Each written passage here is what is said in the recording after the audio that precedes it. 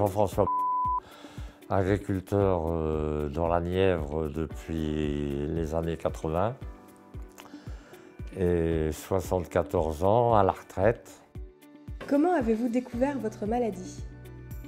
Ah, mon cancer, j'ai mis du temps à le découvrir. Et je l'ai découvert une fois que j'ai été bien malade, que je toussais, que j'avais perdu plusieurs kilos. Là, mon généraliste m'a orienté immédiatement sur.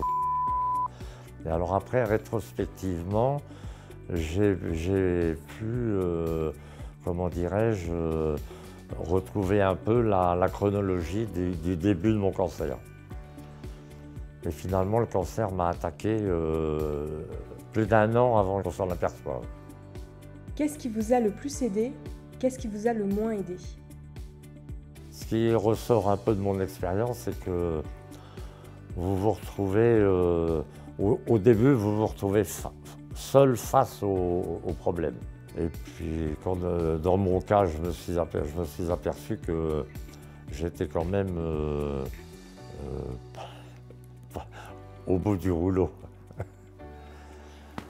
que j'allais pas dans le bon sens. Donc à ce moment-là, je me suis reconcentré sur moi-même et puis j'ai fait confiance à tout mon entourage. Mais j'étais dans une situation où on ne peut pas vous apporter un grand secours. Vous êtes tout seul à lutter et vous dites, vous analysez clairement la situation. Et puis à ce moment-là, la philosophie, la religion, enfin là je sors peut-être un peu du sujet, mais reviennent vous aider.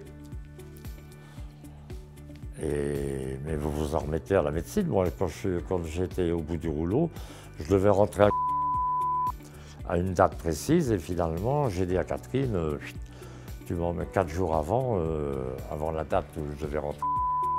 Je dis, tu m'emmènes là-bas, je préfère être au calme et puis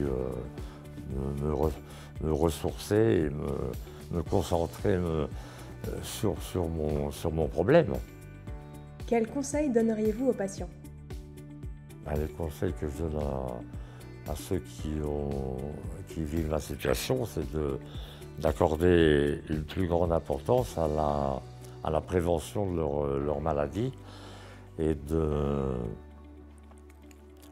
ne pas faire comme j'ai fait, c'est-à-dire les demandes et les réponses. Tu commences à être fatigué, ça c'est parce que tu fais trop de sport.